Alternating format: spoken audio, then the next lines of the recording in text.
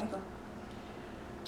What challenges did you face early on as an Asian American woman navigating school and society? You know, I was born and raised in Orange County, California, right? And I think it's kind of a unique little bubble, right? We're the largest enclave outside of Vietnam, right? The largest Vietnamese enclave outside of Vietnam. But the way I've seen it always, being born and raised here, we live in our kind of bubbles, right? We have like Santa Ana, which is Latinos. We have Westminster Garden, which is Vietnamese. But I went to school in Huntington Beach, which is predominantly Caucasians. And the schools I went to were religious schools. So I didn't understand what racism was growing up, right? My parents very much were docile in the sense of, you know, if something happened, you just admit you're wrong and you try to move on from it. They didn't teach us to fight back.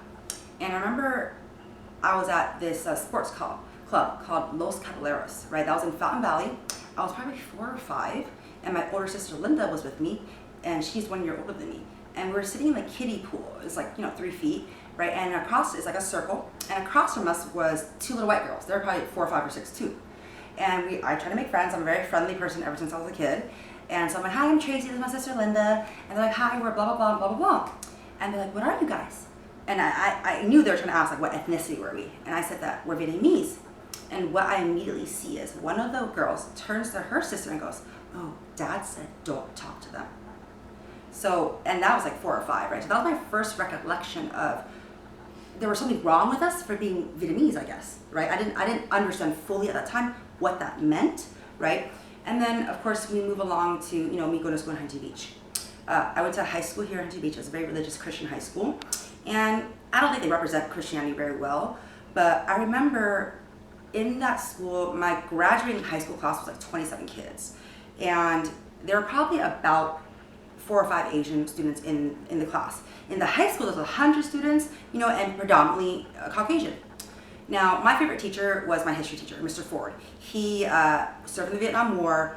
He tried to teach us a little bit about the Vietnam War, but I thought he was a good person. And I remember one day, I was in my junior year of high school, and someone had called me and told me, hey, Mr. Ford called Brian a chink and a gook yesterday.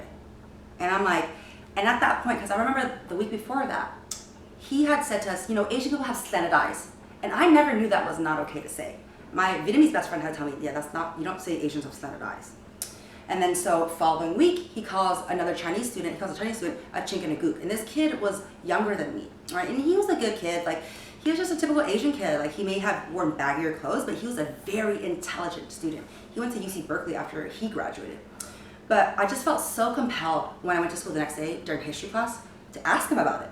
So I remember that day, we had 27 kids in our class. I sit on the left-hand side, he's up there, and then the other kids on the right-hand side. And my friends kind of just sat in those 2 rows with me. And I was like, I raised my hand, I'm like, hey, Mr. Ford, I heard you call Brian a chink and a gook yesterday. And he says, you know what, I did do that. He admitted it. And so this is a Christian school, and I'm one of those students who's just soak in everything you teach me. So I'm like, why did you do that? Because you always tell us to be Christ-like. To be a Christian is to be Christ-like. And I don't think Christ would call any student a chink or a gook. He goes, well, Brian was being really disrespectful. And I said, again, Mr. Ford, that you're the adult here. Why is it acceptable for you to stoop to that level? And he kept doubling down on the fact that it just wasn't okay that Brian was misbehaving, so therefore it justified him calling Brian those names. And so we went back and forth, and the Caucasian students are defending him. And there's some Caucasians and Asians on my side, and they're just quiet, but I was doing most of the talking. So I was like, I think you should apologize. I don't think it's acceptable that you did that. And so he's like, I'm not gonna say sorry. Brian was wrong. I'm like, no, you're wrong. That's not okay. And so he never wanted to cave. And I said, if you're not gonna apologize, I'm gonna get up and go to the principal's office. So that was the marking point. That was like the definitive point where I became more outspoken, where I felt like it was necessary to defend us, because who else was gonna defend Brian? He was 2 years younger than me. I was a junior. He was a freshman. Nobody else did anything about it. So I got up and I left, and half the class followed me to the principal's office. Now, that was significant for me because that's where I gained my voice, right? You get bullied so much, and you learn that if you don't learn to speak up, if you don't speak up for somebody else, it will continue to happen. But that day marked for me that you're not gonna get away with it, right? But I also learned later on, now as an adult, right, I should have followed up because they said that they're gonna give him pay suspension. I don't know if that ever happened, right? But I think it's so significant in our culture. We're supposed to be a melting pot, right, of all the countries. But there are some people here who don't want us here, right? But we, the minorities, make up that culture. We give color to America.